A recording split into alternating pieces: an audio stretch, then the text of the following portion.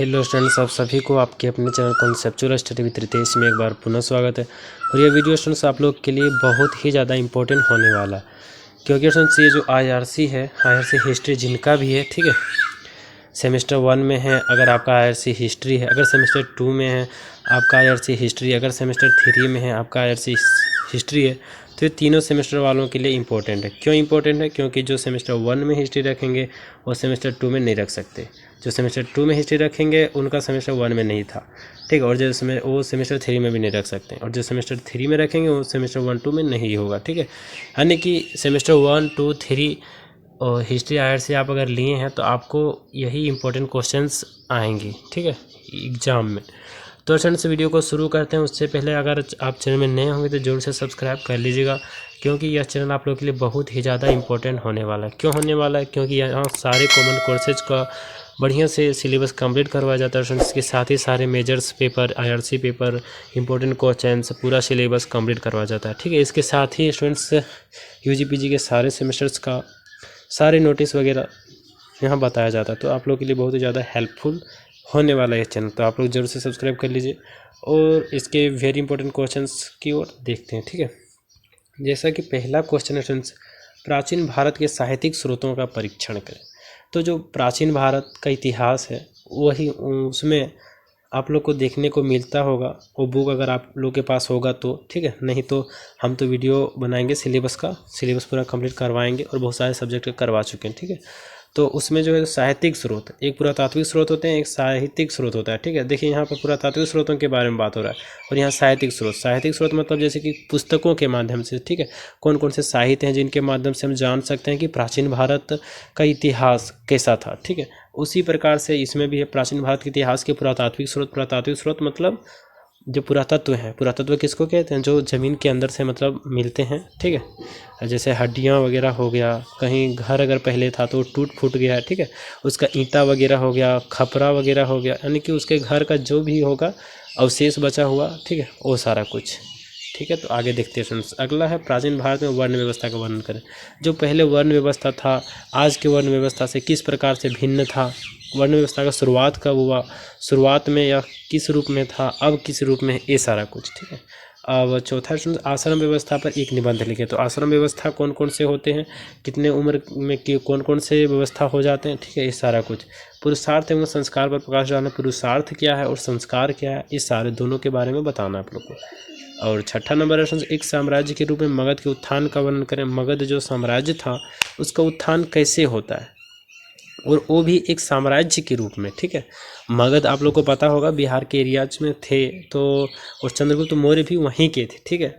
तो ये भी प्राचीन इतिहास का ही बात है लगभग, तो आप लोग को ये जानना बहुत ही ज़रूरी है। ये सारा कुछ का अगर आप लोग आंसर चाहते हैं तो इस चैनल को तुरंत सब्सक्राइब कीजिए, ठीक है, अगर नहीं किए हैं तो, क्योंकि आप लोग को पूरा सिलेबस इसका कंप्लीट करवा जाएगा, उसमें सारा आंसर आप लोग को ये सारा देखने को मिलेगा, ठीक है। अब देखिए, एक साम्राज्य के रूप में मगध के उत्थान का वर्णन करना, कि साम्राज्य के रूप में मगध कैसे बन गया। अब देखिए, सातवां नंबर है चंद्रगुप्त मौर्य की उपलब्धियों का वर्णन करना है। तो मगध साम्राज्य का जो राजा था चंद्रगुप्त मौर्य, उसने क्या क्या, उन्होंने क्या क्या उपलब्धि अपने जीवन में हासिल की, ठीक है, या प्राप्त की, और उसके बारे में लिखना है। और आठवां नंबर है मौर्य साम्राज्य के पतन के कारणों की समीक्षा करना। जो मौर्य साम्राज्य था मगध का, वो पतन हो गया, कैसे हो गया, तो उसके बारे में लिखना। इतना शक्तिशाली चंद्रगुप्त मौर्य थे, उसके बाद किसके शासनकाल में इनका पतन हो गया, इस सारा कुछ, ठीक है। अब देखते हैं अगला क्वेश्चन। अशोक के धर्म की अवधारणा की व्याख्या कीजिए। धर्म प्रचार के लिए उसने किन तरीकों को अपनाया। अशोक भी जो है सो चंद्रगुप्त मौर्य के ही परिवार से हैं, ठीक है। तो इनका जो धर्म की अवधारणा था, धर्म के प्रति था, अपना धर्म प्रचार करने के लिए किन किन तरीकों को अपनाया, ये सारा कुछ। अब देखिए, पुष्यमित्र शुंग की उपलब्धियों का वर्णन करना, कि पुष्यमित्र शुंग क्या क्या उपलब्धि अपने जीवन में ग्रहण किए हैं, ठीक है। कनिष्क की उपलब्धियों का वर्णन करना, तो जो कनिष्क थे उन्होंने जीवन में कौन कौन सी उपलब्धियां प्राप्त की हैं, ये सारा कुछ, ठीक है। अब देखिए, 12वां में सातवाहन कालीन सभ्यता एवं संस्कृति का वर्णन करना। तो सातवाहन काल में सभ्यता कैसी थी वहाँ का, और संस्कृति कैसा था, क्या कुछ होता था, ये सारा कुछ, ठीक है। अब देखिए अगला प्रश्न, चंद्रगुप्त द्वितीय की उपलब्धियों का वर्णन कर। चंद्रगुप्त मौर्य और चंद्रगुप्त द्वितीय अलग अलग आदमी हैं, ठीक है। तो चंद्रगुप्त द्वितीय की उपलब्धियों का वर्णन करना, इसमें वीरता के रूप में समुद्रगुप्त का मूल्यांकन कीजिए, अथवा समुद्रगुप्त की विधियों का वर्णन करें। समुद्रगुप्त के बारे में बताना है कि वो विजेता कैसे था, ठीक है, वो क्या कुछ किए थे, समुद्रगुप्त के सारे उसके बारे में बताना है आप लोग को। गुप्त काल को स्वर्ण युग क्यों कहा जाता है वर्णन करें। तो गुप्त काल जो होता है स्वर्ण युग कहलाता है, क्यों कहलाता है उसके बारे में लिखना है।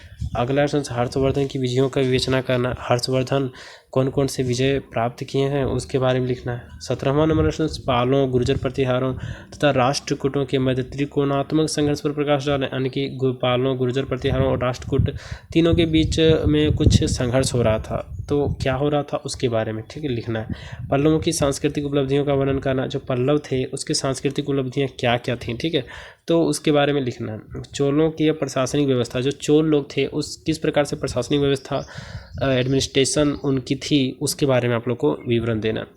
20वां नंबर महमूद के आक्रमणों, महमूद गजनवी के बारे में बात हो रहा है, ठीक है। महमूद गजनवी के आक्रमणों के कारणों और उनके प्रभाव के रचनात्मक व्याख्या कीजिए। दोनों में से एक आएगा, ठीक है, तो आप लोग को तैयार करके जाना। मोहम्मद गोरी का आक्रमण के कारण प्रकृति में परिणामों का वर्णन करें। जो मोहम्मद गोरी था उसके आक्रमण के कारण क्या थे और उसका क्या दृश्य रहा, प्रकृति मतलब दृश्य, क्या दृश्य रहा भारत में और उसके क्या परिणाम निकले, ये सारा कुछ आप लोग को लिखना है। तो स्टूडेंट्स आप लोग समझ गए होंगे कौन कौन से इंपॉर्टेंट क्वेश्चन है। अगर आप सेमेस्टर 1, 2, 3 तीनों में से किसी में भी आया अच्छी हिस्ट्री रखे हैं तो आप लोग के लिए ये सारा इम्पोर्टेंट है, ठीक है, और ख़ास करके विनोबा भावे यूनिवर्सिटी हजारीबाग वालों के लिए, ठीक है। तो आप लोग को कैसा लगा वीडियो स्टूडेंट्स आप लोग कमेंट बॉक्स में जरूर से बताइएगा, ठीक है। इस वीडियो पसंद आए तो लाइक जरूर से कीजिएगा और सब्सक्राइब तो करना ही स्टूडेंट्स, क्योंकि आप लोग के लिए बहुत ही ज़्यादा इंपॉर्टेंट ये चैनल हो जाता है, ठीक है। तो इस वीडियो में इतना बताना स्टूडेंट्स, थैंक्स फॉर वॉचिंग। फिर मिलेंगे नेक्स्ट वीडियो के साथ, तब तक के लिए जय हिंद, वंदे मातरम।